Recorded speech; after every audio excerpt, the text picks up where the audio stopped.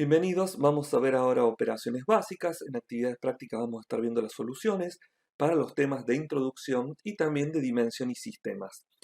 Para la licenciatura en agroalimentos de la Universidad de la Facultad de Ciencias Agropecuarias de la Universidad Nacional de Córdoba y también para la tecnicatura universitaria en agroalimentos. El objetivo de las siguientes situaciones en la actividad práctica tiene por final resolver las situaciones que se dan entre la industria de alimentos, las dimensiones y los sistemas.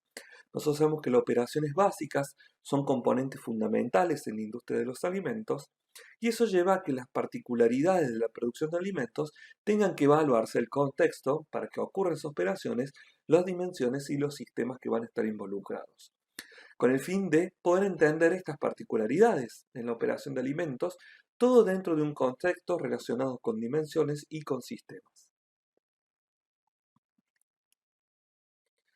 En la actividad práctica 1, ejercicio 1, habíamos denominado a este ejercicio el análisis. Como futuro profesional de la ciencia y tecnología del alimento teníamos que brindar una opinión.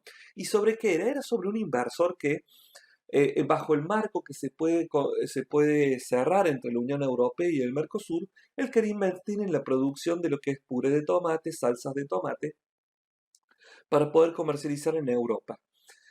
La producción la iba a llevar desde cero porque no tiene nada instalado, o sea que tiene que definir todo un conjunto de situaciones en las cuales tiene que ver para poder llevar adelante el proceso de industrialización de estos productos. Pero también le han comentado de que es conveniente venderlos frescos en lugar de industrializarlos.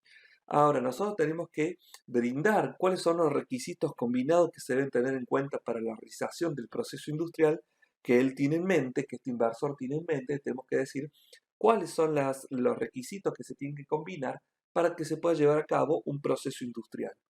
Y a su vez, también tenemos que asesorar con respecto a la materia prima, si es más conveniente la venta de tomate fresco o es más conveniente la venta de salsa y puré de tomate a Europa, siempre pensando en el mercado al cual va a llegar y de la materia prima que nosotros disponemos. Bueno, como futuro profesional me estaban solicitando este tipo de análisis.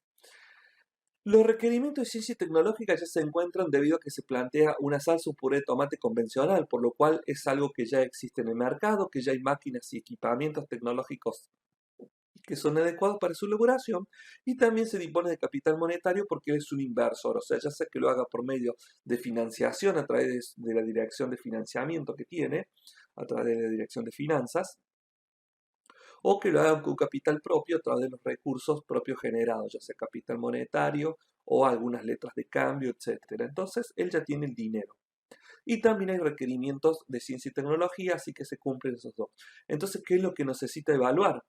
Y va a necesitar combinar los siguientes requisitos para la producción industrial, que es, por ejemplo, la generación de maquinarias y equipamientos adecuados. Entonces acá se necesitan contar de las maquinarias y los equipamientos adecuados para poder llevar adelante este proceso. Entonces necesita saber a lo mejor cuánto va a vender para saber cuántas maquinarias y equipamientos tiene que comprar, el tamaño, el volumen que requiere, etc. El personal y la calificación, o sea, es muy importante tener todo un conjunto de personas que tengan distintos tipos de personalidades, actitudes, capacidades, habilidades para poder llevar a cabo adelante el proceso, por lo cual tienen que formar. Y a su vez, de formar, tienen que encontrar personal calificado, formado, es decir, tienen que encontrar personas que estén dispuestos a ir a trabajar donde vaya a hacer su realización industrial. Donde instale esta fábrica y su producto, tiene que pensar que se tiene que ubicar capital humano en dicha zona, porque a lo mejor el capital humano que se encuentra en dicho lugar no tiene los conocimientos adecuados para llevar adelante a cabo el proceso de producción industrial. Otro requisito que tiene que tener en cuenta es la materia prima, porque la materia prima es un tomate es un producto fresco que tiene mucha actividad de agua, que sufre mucho deterioro, por lo cual esta materia prima es susceptible de deterioro. Entonces, si nosotros estamos pensando en comercializar en Europa un producto fresco que a lo mejor tiene 30 días de transporte en barco, solamente se puede complicar ese trabajo tiene que hacerlo bajo cámaras, con condiciones muy controladas, el costo realmente es amplio, para encontrarse con un mercado europeo que protege a su producción primaria de productos agrícolas, como por ejemplo el tomate, en lo cual va a encontrar una fuerte resistencia, altos impuestos o directamente no le van a dejar ingresar. Por lo cual el tomate, por ser una materia prima que sufre altos deterioros, variable, cambiable, no es adecuado. En cambio, la salsa y el puré de tomate no se deterioran de manera rápida, porque una vez que es procesado, se puede, con las técnicas de conservación, se puede conservar ese tomate sin que se pierda o se desperdicie durante un tiempo muy elevado, por lo cual puede comercializarlo tranquilamente y es un producto derivado de un valor agregado de industrialización, lo cual no va a encontrar una competencia a lo mejor grande como es digamos, la economía em, en donde están proteccionistas que tienen en Europa, en donde protegen las materias primas agrícolas. Lo otro que tienen que tener en cuenta es el abastecimiento de servicios, es decir, que tienen que encontrar un lugar donde tengan abastecimiento de bienes y servicios en forma adecuada para poder llevar adelante la realización industrial. Necesita electricidad, necesita agua, probablemente necesite gas para concentrar el tomate, si no utilizan equipos eléctricos, o tienen que recurrir a gas envasado. El abastecimiento de servicios también implica los servicios de mantenimiento de los equipos, de las instalaciones, personal de construcción, personal que atiendan los alrededores. Entonces, todo eso que es abastecimiento de servicios lo tiene que tener en cuenta. Y también las condiciones del contexto, es decir, el contexto social, el ambiente donde va a ubicar sus instalaciones, es un ambiente donde se permite o no, interactúa con el medio ambiente, interactúa con la sociedad, cómo es ese tipo de interacción. Está permitido, va a generar trabajo, va a generar empleo, va a recibir ayuda por parte del Estado, no le van a cobrar impuestos, hay alguna promoción para que se radique en una determinada zona. Bueno, son todas condiciones que se tienen que evaluar a la hora de ver el análisis de dónde va a llevar a cabo su instalación industrial y todos los demás componentes que lo conforman. En la actividad práctica 1, ejercicio 2, escojo A, se observa que una industria quiere incrementar sus operaciones, es decir, poner una nueva instalación en una zona que tiene un potencial de tambos muy importante porque esta industria se dedica a concentrar la leche para hacer leche condensada para uso tanto industrial como familiar.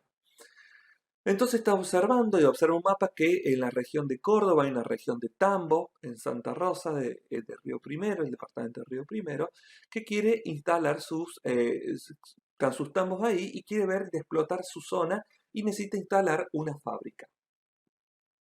Dentro de un margen prudente se encuentra aproximadamente tres zonas en cual se han delimitado. Una zona de consumo, que es la ciudad de Córdoba, que tiene mucha infraestructura, entretenimiento, equipamientos. Una zona media donde cuenta con dos poblaciones de 8.000 habitantes cada una, que tiene infraestructura adecuadas, los servicios y el entretenimiento adecuado, con 8.000 habitantes. Y una zona de producción de tambo donde la infraestructura, los servicios y el entretenimiento es escaso. Entonces tienes que escoger, porque esa es la zona productiva donde está el tambo, donde tiene la materia prima, en cuál de las tres zonas va a instalarse, dónde se debe instalar. Entonces tenemos que ver qué principio fue el que utilizamos nosotros para tratar de llegar a una conclusión sobre en qué lugar se debe instalar.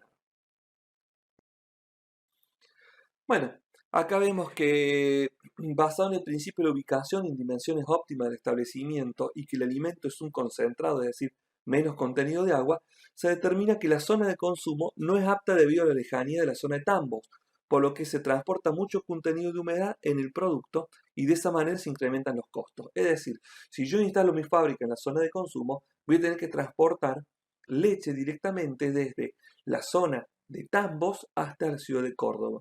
Tiene aproximadamente muchos kilómetros que recorrer transportando leche y el producto es un producto concentrado, por lo cual yo voy a estar transportando algo que voy a sacar de mi producto.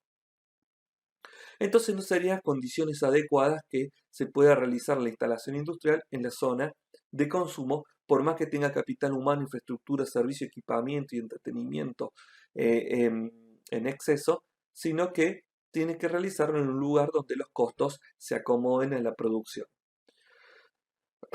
Otro punto es analizar la zona de tambos, el cual tampoco es óptima debido a la escasa infraestructura que dispone.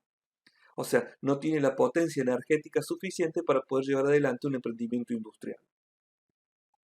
Y a su vez hay una baja disponibilidad de radicación de capital humano y no cuenta con servicios. ¿Por qué? Porque una persona a lo mejor formada en Córdoba tiene una habituación a determinados servicios, como por ejemplo bares, restaurantes, poder ir a un cine, poder hacer un poco de actividad nocturna, poder tener servicios como internet, servicios como cable, una correcta señal de celular, que a lo mejor no lo disponen en una zona como la zona Tambo, por lo cual esta persona no estaría dispuesto a sacrificar parte de su vida social, de su estilo social, para radicarse en una industria de esa zona, por lo cual le costaría muchísimo conseguir un capital humano adecuado para que se mueva a determinada región. En la zona media aparece ser como la mejor posicionada, en donde se encuentran dos locaciones como Río Primero y Villa Santa Rosa, siendo la ubicación de Villa Santa Rosa más óptima. Las dos tienen condiciones similares porque las dos son de 8.000 habitantes, tienen el mismo estilo de infraestructura, servicios y entretenimientos que son medianamente adecuados para poder llevar un estilo de vida social y un estilo de vida productivo. Y de esas dos posiciones ubicaría la que se encuentra en Villa Santa Rosa, debido a que la zona de Tambo está más próxima a Santa Rosa que a Río Primero, por lo cual el transporte de esa leche sería menor, disminuyendo los costos que si pusieran instalación en Río Primero. Entonces la zona media me parece mejor posicionada, siendo ubicación de Villa Santa Rosa más óptima por tener menos transporte, con la zona de Tambo disminuyendo los costos. Además posee una adecuada infraestructura, servicios y entretenimientos que puede hacer que a lo mejor no todo el capital humano que yo le ofrezca radicarse allí, pero voy a encontrar capital humano que se va a disponer para ubicarse en la zona. Y si es el momento de conseguir capital humano, uno puede hacer un dossier con los entretenimientos, los servicios que puede encontrar o las actividades para hacer, con el fin de poder brindar un poco más de información y poder tentar de una forma adecuada al capital humano para que se radique si es que el capital humano ya no se encuentra radicado en dicha zona. En la actividad práctica 1, en el ejercicio 3, habíamos denominado cuál es el sistema, con cuál sistema se estaba trabajando. Consistía de una visita de estudiantes a una fábrica concentradora de jugos naturales, pero antes de concentrarlo pasa por un tanque de acondicionamiento el jugo, el cual en ese tanque de acondicionamiento elevan la temperatura de 25 a 45 grados y lo mantiene con una agitación constante a causa de los polisacáridos que presentan las frutas, los jugos naturales. Y los estudiantes se preguntaban si era un sistema abierto o era un sistema cerrado, lo cual discutían porque el componente del sistema se mantenía constante. Uno sostenía que eso era un sistema cerrado, el otro sostenía que eso era un sistema abierto. Además, teníamos que ver si realmente, además de definir qué tipo de sistema era el que estaba ocurriendo, evaluar si era un sistema en donde se permitía la transferencia de calor y la transferencia de energía o no había transferencia de calor o energía. Bueno, ¿con cuál sistema? Nosotros lo primero que tenemos que ver es cómo está constituido el sistema, por lo cual tenemos que ver que el sistema es el tanque, está delimitado por las paredes de dicho tanque, en donde tiene un ingreso por la parte inferior y tiene una salida por la parte superior. El ingreso es a 25 grados y la salida es a 45 grados. Nosotros vemos también en la parte superior un motor de las palas, que hace que las palas se mantengan en constante movimiento dentro del tanque. Tenemos una camisa de calentamiento que hace que el tanque pueda elevar esos 25-45 grados. Y tenemos la frontera del sistema. Y también hemos marcado dentro del tanque, en base a la salida del tanque, cuál es la línea de llenado constante. ¿Por qué? Porque va ingresando al sistema y va saliendo, ingresa por debajo para que sufra el calentamiento y cuando llega a la parte superior ya tiene 45 grados para su salida. Pero la línea de llenado se mantiene constante. Entonces, el componente del sistema es la masa del jugo, es la cantidad de jugo, ese es el componente del sistema, lo que está dentro del sistema. Entonces ahí tenemos que es el volumen de jugo el cual se mantiene constante, por lo cual el componente del sistema se mantiene constante. El calor, bueno, se necesita aplicar energía para calentar el jugo de 25 a 45 grados. Y trabajo es la rotación de las palas de agitación por medio de la aplicación de fuerzas del motor. Entonces acá había dos sistemas para poder ver y concluir si era un sistema abierto o un sistema cerrado. El sistema es un sistema abierto. porque hay intercambio de masa, de calor y trabajo a través de la frontera del sistema. Si bien la masa del componente del sistema se mantiene constante, eso no implica de que no esté ingresando y saliendo masa a través del sistema, por lo cual es un sistema abierto. Está ingresando masa por debajo y está saliendo por encima. El componente del sistema se mantiene constante, pero hay realmente movimiento de masa a través de la frontera del sistema, debido al ingreso y a la salida. También hay una transferencia de calor a través del sistema, de la frontera del sistema, por lo que la camisa de calentamiento, que es una capa que está envolviendo al tanque, es un tanque de doble pared. En la primera pared está contenido el jugo y en la segunda pared está contenido el agua caliente, que hace que caliente al jugo por transferencia de calor. Entonces están transfiriendo calor entre el alrededor por medio de la frontera del sistema hacia el componente del sistema, hacia el interior. Y trabajo también hay una transferencia porque tenemos el motor de pala en el exterior del sistema que transmite movimiento a las palas que están en el interior. Ese movimiento es un trabajo. En un sistema cerrado no hay intercambio de masa, es decir, que no ingresaría masa y que no habría salida a través de la frontera del sistema. Es decir, si yo tuviera este tanque con una canilla cerrada abajo y con una canilla cerrada arriba, evitando que haya un movimiento de masa, encontraría que estoy en un sistema cerrado mientras esas canillas estén cerradas. A lo mejor le proveería de calor para subir la temperatura o mantenerlo a 45 grados y también estaría proveyendo trabajo a través del movimiento de las palas que produce ese motor. Pero no habría un intercambio de masa. En este caso hay intercambio de masas por el ingreso en la parte inferior con una salida en la parte superior a través de la frontera del sistema, por lo cual no puede ser que sea un sistema cerrado. Eso es incorrecto, es un sistema abierto.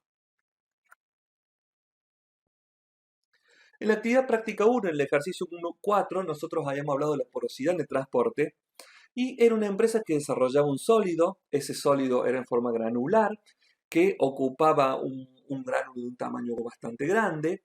Entonces necesitaba transportarlo, pero también podría recurrir a dos procesos de molienda que tiene dentro de su instalación, de su fábrica, que era un proceso de molienda 1, donde tenía un polvo fino, y una molienda 2, que daba un polvo intermedio, que cada uno consta de su porosidad.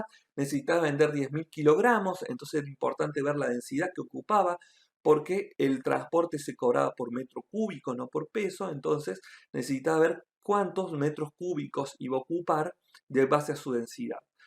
Y posteriormente tenía que calcular, porque cada proceso de molienda tenía implicado un costo asociado cada 1.000 kilogramos, y como quiero vender 10.000 kilogramos, tengo que saber cuánto me costaría moler esos 10.000 kilogramos por la molienda 1 y por la molienda 2, para poder después sumarle al costo de traslado de los metros cúbicos necesarios o de los metros cúbicos que ocupa el proceso 1, el proceso 2 y el proceso 3, sabiendo que cada metro cúbico cuesta 10.000 pesos de transporte. Entonces teníamos que definir en primer lugar la densidad granel que tienen los tres productos y en base a eso los costos asociados que va a tener el transporte, calculando los metros cúbicos para cada producto, y también calculando los costos asociados a la molienda, para la molienda 1, para la molienda 2, al cual se sumaría a los costos de transportes para definir el costo total y en base a eso poder emitir una opinión al inversor o al fabricante o al productor de alimentos, cuál de estos tres productos es más conveniente para comercializar. El cliente que lo recibe no le interesa la forma, porque en contacto con el agua este producto se diluye. Bueno, primero nosotros tenemos que calcular la densidad granel. Nosotros tenemos la porosidad, que es igual, era un dato que a mí me brindaba, la porosidad de los tres productos sin procesar del proceso 1 y del proceso 2. La porosidad es igual a 1 menos la densidad a granel sobre la densidad del sólido. La densidad del sólido, es decir, sin ningún tipo de poro, siendo macizo, es de 1.400 kilogramos el metro cúbico, por lo que yo necesito en esta situación despejar la densidad a granel. Densidad y granel, entonces la porosidad, paso el 1, restándolo a la porosidad, pero me va a quedar porosidad menos 1 y la porosidad siempre es menor que 1, por lo cual me va a quedar un número negativo. Y a este lado de la ecuación me va a quedar menos densidad granel sobre densidad del sólido. Como los dos lados son negativos, yo los anulo. Entonces me queda positivo a ambos lados de la expresión. Entonces me queda igual a la porosidad menos 1, que me va a quedar positivo, por lo cual sería equivalente a decir 1 menos la porosidad. Y posteriormente, cuando despejo densidad a granel, a este 1 menos la porosidad le voy a multiplicar por la densidad del sólido. Y de esa manera yo voy a calcular la densidad a granel. Entonces, de esa manera, por ejemplo, para el producto 1 sin molienda, la densidad a granel es 1 menos la porosidad de 0,46 multiplicado por 1400, que es la densidad del sólido. Entonces me dice que la densidad granel es de 756 kilogramos por metro cúbico. Es decir que en un metro cúbico de este producto sin una molienda va a transportarse 756 kilogramos. Yo ahora lo que necesito saber es cuánto volumen me va a ocupar 10.000 kilogramos, que es lo que necesito vender, es lo que me está solicitando el cliente. Entonces el volumen transportado va a ser igual a los 10.000 kilogramos que me está solicitando, dividido los 756 kilogramos de la densidad granel que tiene el producto sin molienda. Eso me va a dar un total de 13,22 metros cúbicos para poder tener 10.000 kilogramos de transporte, de venta. Yo sé que cada metro cúbico tiene un costo de 10.000 pesos. Ahora yo tengo que multiplicar 13,22 metros cúbicos por 10.000 pesos y me va a dar un costo de transporte de 132.200 pesos. Como no le hago ningún proceso de molienda adicional, el costo, digamos, total me va a llevar entre transporte y sin molienda 132.200 pesos. Ahora vamos a hacer de nuevo la misma actividad para el proceso 1. Tengo que calcular la densidad granel. Entonces es 1 menos la porosidad, que es 0,29, multiplicado por 1400. Y este proceso 1, que es una molienda fina, me da una densidad granel de 994 kilogramos por metro cúbico. Es decir que yo, por cada metro cúbico que transporto, tengo un peso de 994 kilogramos. Yo necesito vender 10.000 kilogramos, necesito saber qué volumen voy a transportar, por lo cual lo voy a dividir en 994 lo voy a dividir por su densidad al volumen, a los kilogramos, dividido en la densidad para que me dé el volumen. El volumen va a ser igual a 10,06 metros cúbicos. Acá, para calcular el volumen, ustedes recuerden que la densidad es igual a kilogramos, es igual a masa sobre volumen. Entonces, despejando, yo puedo obtener el volumen. Para transportar 10,06 metros cúbicos me cuesta 10.000 pesos el metro cúbico. Entonces yo voy a tener un costo de transporte de 100.600 pesos. Pero para lograr el proceso 1, para llegar a esta molienda 1, también tengo un costo de proceso de molienda. Que yo sé que tengo que procesar 10.000 kilogramos, pero cada 1.000 kilogramos me cuesta 2.000 pesos. Entonces yo tengo que multiplicar 10 por 2.000, porque son 10.000 kilogramos, por 2.000 pesos cada 1.000 kilogramos. Entonces eso me va a dar un total de 20.000 pesos de molienda. Si yo sé que puedo hacer una regla de 3 simple acá en esta situación. Si yo sé que 1.000 kilogramos cuesta 2.000 pesos, 10.000 kilogramos, ¿cuánto cuesta? Entonces 10.000 multiplicado por 2.000 dividido 1.000 me va a terminar dando 20.000 pesos. Entonces el costo total va a ser el costo de transporte, que son 100.000 con 600 pesos, más los 20.000 pesos que me cuesta procesar estos 10.000 kilogramos para lograr la molienda del tipo 1. Entonces el costo total va a sumirse en 120.600. Es decir, que el proceso 1 va a costar más barato que transportarlo sin procesar, porque el costo de transporte es caro. Entonces acá yo me estoy ahorrando ya una determinada cantidad de dinero, entonces me es más factible transportar mediante la molienda 1. Ahora vamos a ver, acá cometí un error porque en realidad es el proceso 2, que tiene una densidad de granel, que es una molienda un poco más gruesa. La densidad granel es de 1 menos 0,35 por 1400 y esto me va a estar generando una densidad granel de 910 kilogramos por sobre metro cúbico. Voy a tener un volumen de transporte de 10.000 dividido 910, me va a dar 10,98 metros cúbicos de transporte para transportar, y multiplicado por 10.000 que tiene cada metro cúbico, voy a tener 109.800 pesos de transporte. Es más caro el transporte que el proceso 1, este proceso 2 de una molienda un poco más gruesa, pero sin embargo sigue siendo más barata que el transporte del producto sin procesar, sin hacer ningún tipo de molienda. Pero a su vez también tiene asociado el costo de molienda un costo. Este costo es que cada 1000 kilogramos de este proceso 2 de molienda me cuesta 500 pesos y yo tengo acá 10.000 kilogramos. Entonces, por regla de 3, me termina dando que yo necesito 5.000 pesos más para moler estos 10.000 kilogramos. Entonces, si sumo el costo de transporte más el costo de proceso, me da que cuesta 114.800 pesos esta comercialización del producto, transportarlo y procesarlo. Entonces, evaluando los tres tipos de productos que yo tengo, la opción más conveniente es la que me trata para comercializarla al cliente. Por lo cual 132.000 pesos 200 no es la opción más barata.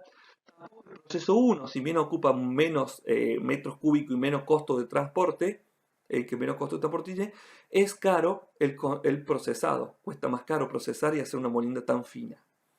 En cambio, el proceso 2 sería el óptimo porque tiene el costo más barato, si bien tiene un poco más de costo de transporte, se ahorra mucho con el costo del proceso. Y en relación el transporte sin procesar con el transporte del proceso 2, es conveniente el proceso 2. Es mucho más barato, mucho más económico. Por lo cual el proceso 2 se recomienda realizar el proceso 2, ya que implica menor costo para su comercialización.